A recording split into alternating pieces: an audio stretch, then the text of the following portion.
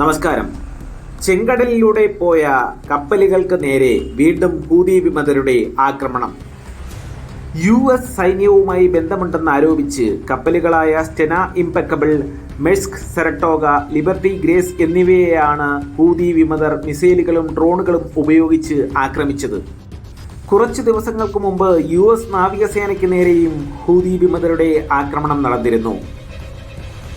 അന്ന് ചെങ്കടലിൽ നങ്കൂരമിട്ടിരിക്കുകയായിരുന്ന US വിമാനവാഹിനി കപ്പലായ USS Abraham ലിങ്കണും 2 ഡിസ്ട്രോയറുകൾക്കും നേരെയായിരുന്നു Houthi വിമതരുടെ ആക്രമണം.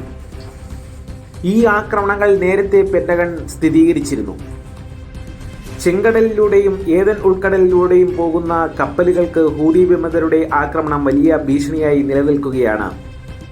2023 ഒക്ടോബറിൽ ഇസ്രായേൽ ഹമാസ് സംഘർഷം പൊട്ടിപ്പുറപ്പെട്ടതിന് ശേഷം 200-ലേറെ വാണിജ്യ കപ്പലുകളെയാണ് US ഇസ്രായേൽ ബന്ധം ആരോപിച്ച് ഹൂതി വിമതർ ഇതുവരെ ആക്രമിച്ചത്.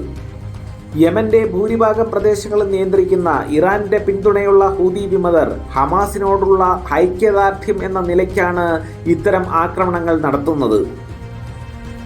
ഹൂതി വിമതരുടെ ആക്രമണങ്ങളും മറ്റ് ഭീഷണികളും സൂയസ് കനാൽ വഴിയുള്ള ചരക്ക് വ്യാപാരത്തെ വളരെ പ്രതികൂലമായിട്ടാണ് ബാധിച്ചത്. സൂയസ് കനാലിൽ നിന്നും തങ്ങൾക്ക് $10 ബില്യൺ വരുമാനം ലഭിച്ചിരുന്നുവെന്നും ഇപ്പോൾ അതിൽ പകുതിയിൽ താഴെ മാത്രമേ ഉള്ളൂവെന്നും അത് തങ്ങളുടെ സമ്പദ് വ്യവസ്ഥയെ വളരെ മോശം അവസ്ഥയിലേക്ക് തള്ളിവിട്ടുവെന്നും ഈജിപ്റ്റ് പറയുന്നു. ചെങ്കടൽ വഴിയുള്ള വ്യാപാരപാത ഉപയോഗിക്കാൻ സാധിച്ചില്ലെങ്കിൽ പിന്നെ ഏക വഴി ആഫ്രിക്ക ചുറ്റി വരിക എന്നത് മാത്രമാണ്.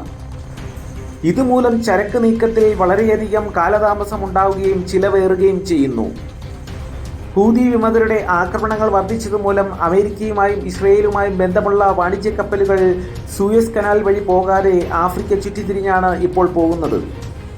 ഗാസയ്ക്കെതിരെയുള്ള ആക്രമണങ്ങൾ ഇസ്രയേൽ നിർത്തുന്നതുവരെ US ഇസ്രയേൽ ബന്ധമുള്ള വാണിജ്യ കപ്പലുകളെ തങ്ങൾ ആക്രമിക്കുന്നത് തുടരുമെന്നാണ് ഹൂതി വിമതർ പറയുന്നത്.